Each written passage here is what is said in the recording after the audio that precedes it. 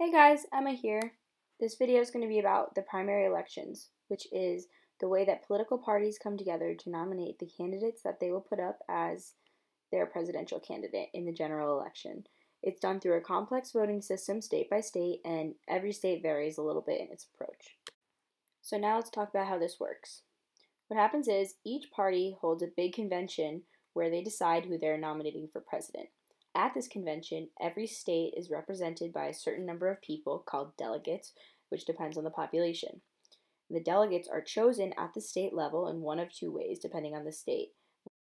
The first way that a state can use to choose its delegates is called a caucus. A caucus is a physical meeting where people will get together and organize in groups based on which candidate they support. People who attend the meetings, which take place on specific days depending on the state, take informal votes to decide which candidate they want to support and then nominate the delegates that will represent their interests and vote for the candidate that they have chosen at the national convention. The number of states that use this method has been decreasing over time, and only a few still do it, including Iowa, North Dakota, Wyoming, and Nevada. The second and more common way of picking delegates is through a primary election. It's just a straightforward ballot election where people vote for the candidate they prefer within the party that they're registered with. There are two different types of primaries. First is an open primary where anyone can vote for a candidate in any party, but you can only participate in one party's primary election, or a closed primary where only people registered in a political party can vote for a candidate within that party. So these delegates are just people selected by the party to attend the national convention, and they pledge their vote based on whatever the people in their state have voted for. In general, the number of delegates awarded to each candidate for the nomination is awarded based on the proportion of the popular vote they have received.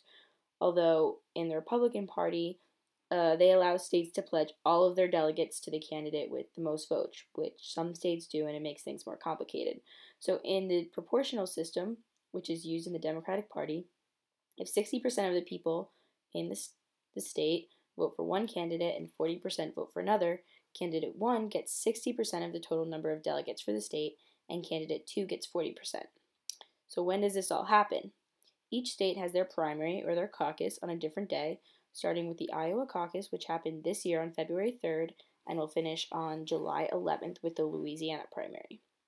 The biggest day is called Super Tuesday because this is when the biggest number of states have their primaries. About 1/3 of the delegates are awarded in this single day.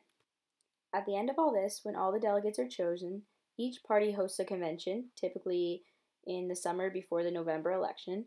At the convention, the delegates come together and vote on which candidate they will nominate to represent their party in the general election. And like I said before, the candidates vote based on the popular vote from their state.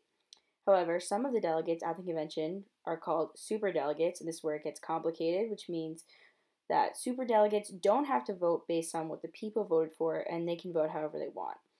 At both conventions, a candidate must get more than half of the delegates to win the nomination. I know this is all very confusing, and there's other complicated layers to this, but this is a general idea of how it works. Also, each party can change the way that their primaries work, so it varies from election to election.